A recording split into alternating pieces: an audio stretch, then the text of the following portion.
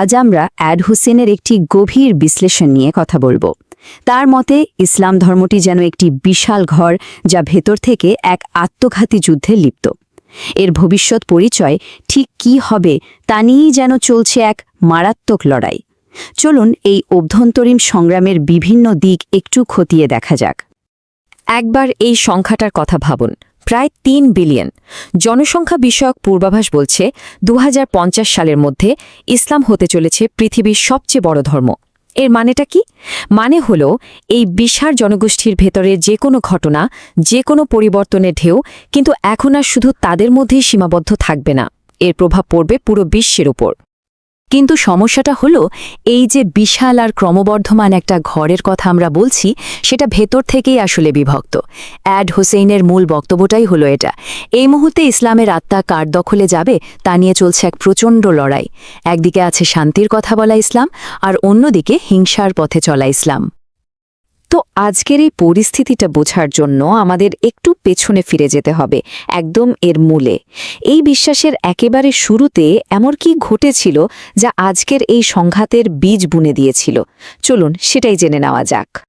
সবকিছু শুরু হয় ৬৩২ খ্রিস্টাব্দে, নবী মোহাম্মদের মৃত্যুর পর। ঠিক তখনই নেতৃত্ব নিয়ে একটা বড় সংকট তৈরি হয়, যা ইসলামের ওই বিশাল ঘরে প্রথম বড় ফাটলটা ধরিয়ে দেয়। আবু বকর প্রথম খালিফা হলেন ঠিকই, কিন্তু নবীর জামাতা আলীর সমর্থকরা এটা সহজে মেনে নিতে পারেননি, আর এই বিভেদটাই সময়ের সাথে সাথে আরও গভীর হতে থাকে। এই যে উত্তরাধিকার নিয়ে মতবিরোধ, এর মূল কারণটা ছিল নেতা নির্বাচনের পদ্ধতি নিয়ে। সুন্নিদের বিশ্বাস ছিল সম্প্রদায়ের সবচেয়ে যোগ্য ব্যক্তি নেতা হবেন, আর তাই তারা আবু বকরকে সমর্থন দিয়েছিলেন। অন্যদিকে শিয়াদের বিশ্বাস ছিল যে নেতৃত্ব নবীর পরিবারের মধ্যেই থাকা উচিত, তাই তারা আলীর পক্ষে ছিলেন।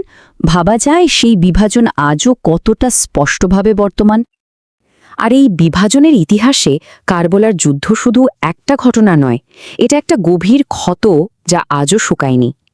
৬৮০ খ্রিস্টাব্দে নবীর নাতি হুসাইনকে হত্যা করা হয়। এই ঘটনাটা মুসলিমদের চেতনায় এমন এক অপরাধবোধ তৈরি করে যা আজও বয়ে বেড়াচ্ছে অনেকে। আর এই আবেগটাই কিন্তু আজকের দিনেও সাম্প্রদায়িক সংঘাতকে উস্কে দেয়। আচ্ছা, এবার চলুন টাইম মেশিনে করে একটু সামনে এগিয়ে যাই। দেখি কিভাবে একটা আধুনিক সংকট এই বহু পুরনো বিভাজনের আগুনে আরও ঘি ঢালল। পশ্চিমা আধুনিকতার ধাক্কায় অটোমান আর মুঘল সাম্রাজ্যের পতনের পর মুসলিম বিশ্বে একটা গভীর শূন্যতা তৈরি হয়। আত্মবিশ্বাস আর মর্যাদা দুটোই যেন হারিয়ে যায়। লেখক এই সময়টাকে বলছেন ১০০ বছরের অপমান। আর এই অপমানবোধ আর শূন্যতা থেকেই মানুষ নতুন করে উত্তর খুঁজতে শুরু করে। ঠিক এই অপমানবোধ থেকেই জন্ম নেয় ইসলামাবাদ বা ইসলামিজমের। এখানে একটা ব্যাপার খুব পরিষ্কার করে বোঝা দরকার। এটা কিন্তু কোনো ঐতিহ্যবাহী ধর্মীয় ধারা নয়, বরং এটা একটা আধুনিক রাজনৈতিক মতাদর্শ। এর একটাই লক্ষ্য রাষ্ট্রীয় আইন হিসেবে শরিয়া প্রতিষ্ঠা করা, আর তাদের স্লোগান হল ইসলামী সমাধান। এর পাশাপাশি উঠে আসে সালাফিবাদ। এটা ইসলামের এক ধরনের শুদ্ধপন্থী ব্যাখ্যা। সালাফিরা বিশ্বাস করে যে ধর্মকে সব ভেজাল থেকে শুদ্ধ করে ইসলামের প্রথম ৩ প্রজন্মের অনুশীলনে ফিরিয়ে নিয়ে যেতে হবে।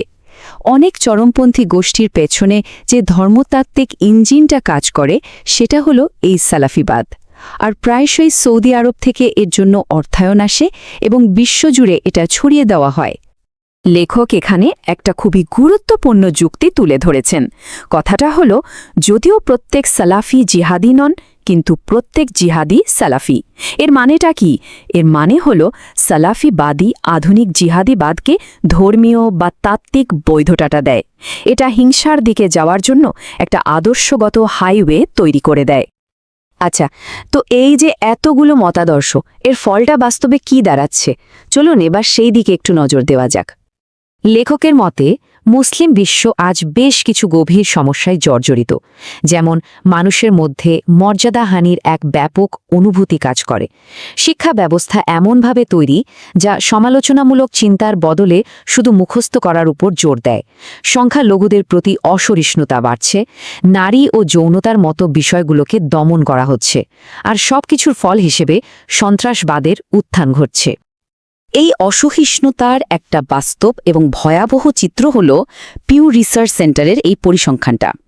দেখুন, মিশর, পাকিস্তান বা জর্ডানের মতো দেশে কত বিশাল সংখ্যক মানুষ মনে করে যে ইসলাম ধর্ম ত্যাগ করলে তার শাস্তি হওয়া উচিত মৃত্যুদণ্ড।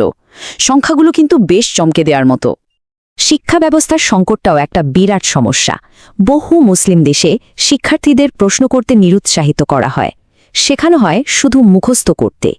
এর সরাসরি ফল হল বুদ্ধিবৃত্তিক চর্চা আর নতুন কিছু উদ্ভাবনের ক্ষেত্রে একটা বড় ধরনের স্থবিরতা চলে এসেছে। এতক্ষণ তো আমরা সমস্যাগুলো নিয়ে কথা বললাম।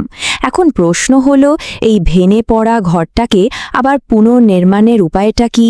কোনো সমাধান আছে কি? লেখক এখানে বেশ বড় 3টি পদক্ষেপের কথা বলছেন। 1. ইউরোপীয় ইউনিয়নের মতো করে একটা মধ্যপ্রাচ্য ইউনিয়ন তৈরি করা, যাতে তরুণরা নিজের দেশেই একটা ভবিষ্যৎ খুঁজে পায়। 2. একটা মুসলিম মার্শাল প্ল্যান চালু করা, যেখানে পশ্চিমারা দারিদ্র্য আর বেকারত্ব দূর করতে বড় ধরনের বিনিয়োগ করবে, কারণ এই দুটোই চরমপন্থীদের জন্য লোক জোগাড়ের বড় হাতিয়ার। আর 3. চরমপন্থীদের সামাজিকভাবে এবং ধর্মতাত্ত্বিকভাবে ধর্ম থেকে বিতাড়িত করা। এই 3 নম্বর প্রস্তাবটা সম্ভবত সবচেয়ে জরুরি। লেখকের মতে যতক্ষণ পর্যন্ত এই হিংস্র চরমপন্থীদের ইসলামের পোশাক পরে থাকার সুযোগ দেওয়া হবে, ততক্ষণ তারা সাধারণ মানুষকে নিজেদের দিকে টানতে সফল হবে। আসল লড়াইটা আসলে ইসলামের পরিচয় আর তার বয়ানটা নিয়ে। আর এখানেই আমরা আজকের আলোচনাটা শেষ করছি, একটা বড় প্রশ্ন রেখে।